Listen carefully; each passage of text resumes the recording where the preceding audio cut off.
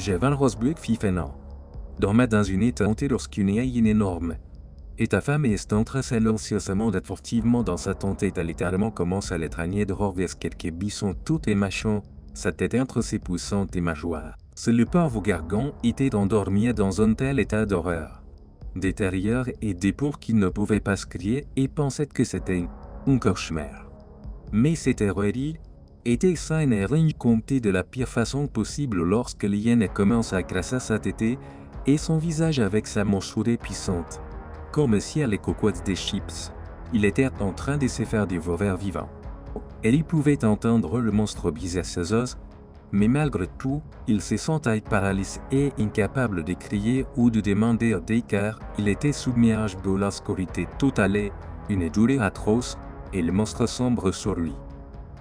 Ça se passe rapidement et silencieusement comme si rien ne savait que les parents d'Erko, qui étaient dans la tente voisine, se réveilleraient en entendant dans le bruit, et viendraient clamer le fils, ou plutôt, ce que la hyène considérait comme son précieux dîner. C'est l'histoire terrifiante d'Erko. L'adolescent qui a été traîneuse de sa tante est mutilé par une hyène. L'endroit à que Jean Van Vansburg a été attaqué n'est pas n'importe. Que l'endroit mais le passionnant QG. Un parc renommé mondial et d'8 millions d'hectares, les plus grands de toute l'Afrique. Il est voisin Acadia, Mametsudestu aussi dans les provinces de l'Hippopotamanga, dans le nord et d'Afrique du Sud. Il est devenu une zone protégée et est né et était premier parc national d'Afrique, du Sud et entre autres. Plus d'1 million de personnes convergent chaque année dans ces parcs vraiment majestueux, qui est relié à d'autres rêves de faune assez importantes et dans d'autres pays fait partie du parc transfrontalier du Grand Limpopo. On passe de la pêche qui relie le parc national Kruger au parc national Gonarejo au Zimbabwe et au parc national Limpopo au Mozambique.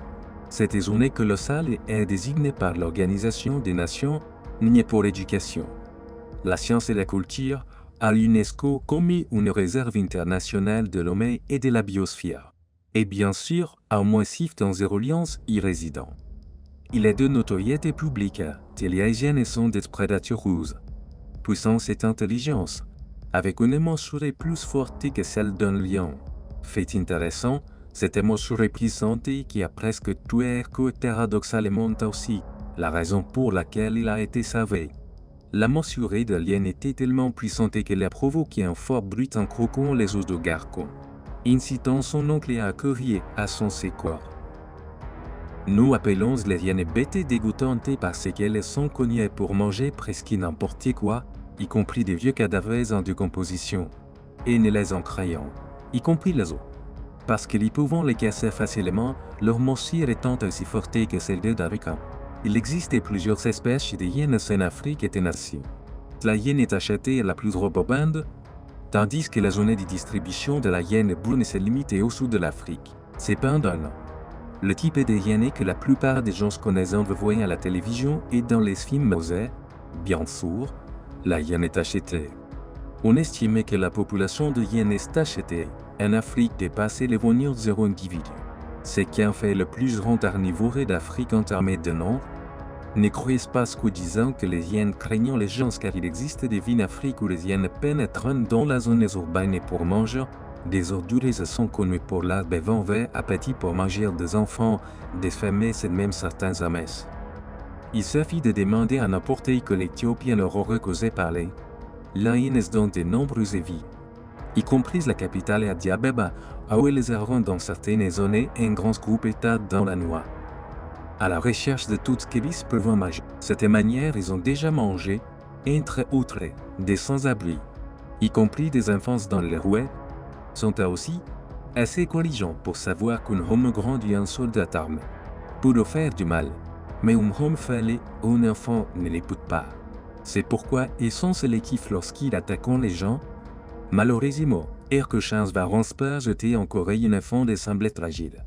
La hyène Quatia se ferait plus jeune dans l'autre, mais il s'était encore dilté, y compris son oncle et son père. Alors la hyène a choisi de l'attaquer et le droit à la tête et au visage, comme si elle savait que cette position les terrifierait mais, en même temps, la pêcherait de crier. En effet, Il ne faut pas sous-estimer les jeunes qui attaquent donc des organisés et sociaux. Elles vivent dans des groupes sociaux complexes, où les femelles ayant souvent le contrôle. Lors de la chasse, la hyène est achetée travaillant en équipe. Elle a un comportement opportuniste de rentrer à d'être adaptable pour survivre dans des circonstances extrêmes. Cela pourrait également expliquer pourquoi l'espèce est largement répandue en Afrique. Elles sont si organisées et rusées qu'elles sont probablement les seuls prédateurs sur la planète chassés par les lions. Bien que les hyènes essayent. Un aimant serait plus fort que les lions en moyenne sont plus grandes et plus lourdes que les loups. Elles ne peuvent toujours pas faire face aux lions. Mais on sait que les dérangeants les lions et les lions aussi. Il y a eu des cas où des groupes de lions ont attaqué et tué des dizaines de hyènes comme une sorte de vengeance pour quelque chose. Dans d'autres cas, de grands groupes de hyènes ont attaqué des lions solitaires, vieux et faibles, les tuant littéralement et les dévorant. Cette rivalité est si ancienne et bien documentée qu'il est courant de la trouver dans la littérature africaine et les livres explorateurs. La hyène tachetée est active des jours comme de nuit. Bien qu'elle soit souvent classée comme écharognave, c'est aussi une chasseuse très habile. Bien qu'elle préfère les chemins moins fréquentés, elle se nourrit souvent de cadavres. Courir le long, les hyènes peuvent digérer presque n'importe quoi, sauf les poils et les sabots. Mais leur grande capacité d'adaptation et leur amour pour la nourriture gratuite et les produits faciles ont un inconvénient majeur. Cela fait passer leur nombre de millions à des bouts d'excès à la moins de tout rendre zéro. Dans tout terrifique entité tout ça donne. Transplant à l'un mordant. Pour commencer, leurs attaques contre des enfants comme équation structurante. Ce qui les a conduites à être chaises et éliminées dans de nombreuses sièges urgents, en tant qu'acte de vengeance par les habitants et les chasseurs. Contrairement à de nombreux autres prédateurs, elles aiment s'approcher de la civilisation. Mais pour être honnête, dans de nombreux cas, c'est la civilisation qui s'approche d'eux et détruit leur habitat. Cependant, l'attaque contraire que dans les camps de crocodiles normalement sous du parc national Kruger, s'est produite seulement parce qu'une partie de la clôture était endommagée, et la hyène a réussi à se faufiler. De plus, les visiteurs du parc ont la mauvaise habitude de nourrir les animaux sauvages. De sorte que cette hyène en type ou planétaire est existé dans les parcs pendant des jours s'être nourrie par les gens, ce qui l'avait habitué aux humains et l'avait poussé à chercher de la nourriture chaque nuit. Ainsi, lors de cette nuit malheureuse de l'attaquer, la hyène n'a probablement pas trouvé de choses à manger ni personne n'est pour la nourrir. Au lieu de cela, elle a simplement attrapé Erko et essayé de le tuer et dévorer. Elle fait des inquiétudes de l'incident. Erko sont presque certains que c'est exactement ce qui se passe. Sinon, les campagnes du parc national Kruger sont assez sûrs et sont équipés de luxueuses cabanes avec toutes les commodités que l'on peut imaginer pour rendre le jeu agréable et sécurisé. Avec des patrouilles de gardes forestiers surveillant régulièrement la zone. En fait, c'est tellement sûr que certains campings proposant de camper en plein air où les cabanes ont les murmures nettoient. Et les gens peuvent vivre une expérience authentique en dormant dehors, mais dans des lits confortables. Cela semble faux et effrayant, mais beaucoup de jeunes pratiquants cette idée de camper en pleine nature. Presque de toutes sortes de prédateurs, y compris des lions, des chiens, des léopards et même des crocodiles, et ils adorent ça. C'est sûr parce qu'ils sont séparés des bêtes et par des clôtures osées et solides. Bien que les hyènes ne soient pas des espèces en danger et sont assez adaptables et bonnement productrices, elles peuvent le devenir.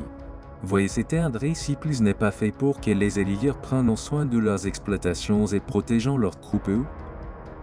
Cela peut vous sembler ironique, mais la façon dont les hyènes travaillent est été comparée à la manière dont les équipes de football attaquent pour marquer des buts. Elles forment même des défenses autour de leurs petits lors de la chasse, au cas où on y en attaquerait. De manière intéressante. Une équipe de football professionnelle sud-africaine observe. C'est fait à propos des hyènes et a donc nommé son équipe Hyènes Unité Football Club. Cette équipe a même lancé des campagnes de parrainage pour aider à améliorer la protection des hyènes en Afrique.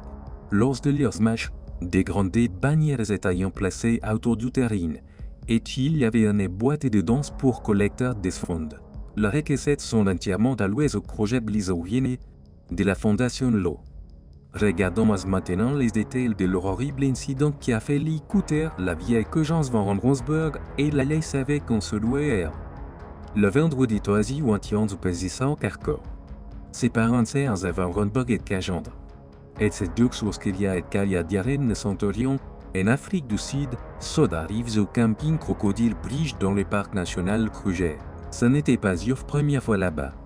Et ils avaient prévu de passer le week-end à faire des safaris et d'autres activités de plein air avant de rentrer chez eux le lundi suivant. Ils avaient une audio tantiste, une petite étoile qui aimait dormir sodi dans la sienne. Et oui, nous grande pour le reste de la famille et son oncle Jorin, qui vivait dans la région et ses joignards, souvent d'ailleurs lors des campements. Vers ton titre agile, ils ont décidé d'y aller se coucher et bientôt tout le monde dormait. Tout était parfaitement bien après une journée de plaisir époustouflant d'observer la vie sauvage, y compris les prédateurs, dans l'immense parc. Avant d'aller se coucher, le père d'Erco mise l'eau durée dans des sacs doublés, l'a bien fermé et les a placés dans des conteneurs spéciaux conçus pour éviter l'odeur qui pourrait attirer les prédateurs.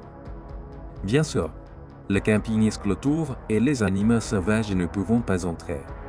Donc elle a toujours été parce que comme ceux elle est historiquement l'était toujours. Tout le monde dormait profondément lorsque une hyène assez grande de tarot s'effraie un camine à travers un trou dans la clôture. Elle est arrivée dans les camps à la recherche des nourritures, mais n'a trouvé aucune.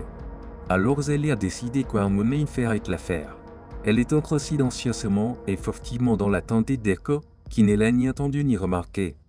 La seule chose qu'il avait sentie était ses énormes mâchoires, se refermant sur son visage et sa tête, l'étouffant et l'empêchant de crier. Il pensait que c'était un cauchemar horrible et essayait de survivre lorsqu'elle était traînée dehors et près des buissons. Mais ensuite, la hyène s'est arrêtée et a utilisé toutes sa force pour commencer à écraser son visage avec sa puissante morsure, brouillant les os de son visage. Littéralement, elle est rossée à l'étreigne presque 30 mètres depuis sa tente. Heureusement, son oncle Jorin était à moitié réveillé et a été alerté par le bruit de quelque chose traîné dehors. Mais il n'a pas prêté beaucoup d'attention au début. Cependant, son instinct lui a dit de vérifier de tout est facon. Lorsque Johan a ouvert la tente, il a pu voir une hyène briser les os de quelque chose, et à sa consternation c'était le visage de son neveu. Il a pris son bâton et a chargé le monstre comme un fou en criant de toutes ses forces. La hyène a peur et a hésité fort. Mais alors Johan lui a mis un coup puissant sur la tête, la faisant fuir vers les forêts d'arbustes, bien derrière les arbres.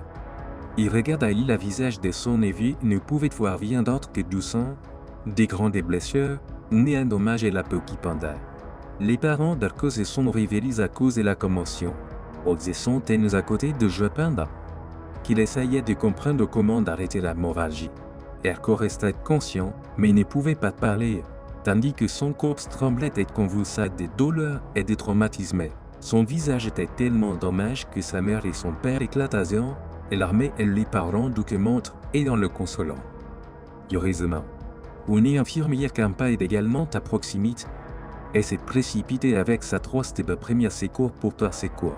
Elle a été horrifiée par les blessures graves, mais a heureusement réussi à arrêter l'hémorragie pendant qu'ils attendaient l'ambulance. Sato et son taillé de matin, environ 30 minutes après l'attaque, lorsque l'ambulance est arrivée. Heureusement, l'opérateur d'urgence a demandé la présence d'un médecin dans l'ambulance pour sauver l'enfant. Hirson a été chargé dans une ambulance et Cory son level et transporté à la Mediclinique Esprit. La mère de cœur décrit plus tard atteinte d'ambulance comme éternelle alors qu'elle a peur que son fils puisse mourir à sa margerette. Elle se souvenait à peine de la façon dont il avait survécu à l'attaque d'un rhinocéros à l'âge de séviance. Après être tombé dans la clause de rhinocéros d'une visite aux eaux du Pretoria. Il avait aussi eu de la chance à l'époque car il y avait un passant local courageux et faute qui avait sauté dans l'enclos de rhinocéros une fraction de seconde avait propulsé en sécurité. Lorsque Hercules arrive à l'hôpital, les médecins ont arrêté l'hémorragie et ont assuré qu'il survivrait. Mais ils ont également décidé que ses blessures étaient si graves qu'il devait puis transportés par voie aérienne à l'hôpital Mi-Parc, où une grande équipe de médecins spécialisés pour essayer de sauver son ou l'endommager, effectue une intervention chirurgicale complexe de reconstruction pour sauver son visage. Un hélicoptère est rapidement arrivé à transporter le pauvre garçon à l'hôpital de Johannesburg. À Mi-Parc, il a été plongé dans un coma médical et on doit lui faire une trachéotomie pour qu'il puisse respirer pendant qu'il travaille sur lui. Il a passé plus de temps géré au bloc opératoire à l'os. Que les médecins fassent tout leur possible pour lui rendre son visage et le sauver d'une vie d'agonie et de douleur. Malheureusement, ils ont réussi à sauver son visage, mais Erko a perdu un œil. Depuis lors, il a subi plusieurs interventions chirurgicales pour réparer les dommages. À partir de ce moment, Erko s'est rétabli et continue d'aimer les animaux et de faire du camping avec ses parents. Il n'a jamais nourri de rançonner vers les Yéméniens dans les attaques prédateurs. C'était un enfant intelligent et il savait que la nature pouvait être dangereuse. Après l'incident, le camping est resté fermé quelques heures jusqu'à ce que les jardins puissent localiser le problème. Ils ont trouvé une section de la clôture aisée avec un toit assez grand pour qu'une hyène soucieuse affamée puisse. Les gardes forestiers et les responsables du parc s'excusaient souvent de ne pas avoir vu cette ouverture dans la clôture lors des inspections et des patrouilles. Et leur défense le toit était caché derrière quelques buissons, et pour y voir, il fallait s'approcher beaucoup par temps Cooper certain. Cependant, il a ensuite été révélé qu'il n'y fait mauvais venir Yanné.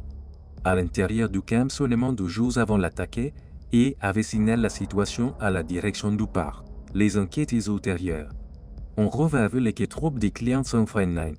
La régleuse s'approchait souvent de la clôture, jetant de la nourriture à Okiane, encourageant ainsi les prédateurs à patrouiller régulièrement le long de la clôture, ce qui les a probablement amenés à trouver le trou dans la clôture. Mais personne n'a pu préciser qui ou quoi l'avait causé. Il est à noter que les parcs immersés et les campings sont également vastes avec jusqu'à 10 campiers qui les visitent en camping chaque week-end. Les gardes sont tentés de localiser l'hyène responsable de l'attaque. Mais en vain car il est littéralement impossible de déterminer laquelle des centaines d'hyènes vivant près du camp est responsable de la catastrophe. Erko a continué sa vie et a continué à pratiquer les arts martiaux, remportant même une médaille d'or. Il s'est distingué à l'école et est maintenant une vieille jurisée aux côtés de sa famille. Actuellement, le camping Crocodile et Bridge est considéré comme l'un des plus sûrs de toute l'Afrique, car les règles sont strictement appliquées et les clôtures sont surveillées par des caméras, des patrouilleurs et même des capteurs. Alors ne laissez pas cet incident vous décourager de vous rendre dans la belle et majestueuse Afrique pour vivre ce que vous considérerez comme les meilleurs moments de votre vie, car c'est ainsi qu'elle est grande et étonnante. Prévoyez-vous de visiter l'Afrique du Sud bientôt? Quel type d'animaux ça mérite? Vos valeurs de votre safari? Dites-les nous dans la section des commentaires. Merci de nous suivre. Et n'oubliez pas d'aimer, de partager, de vous abonner et de cliquer sur l'icône de la cloche de notification.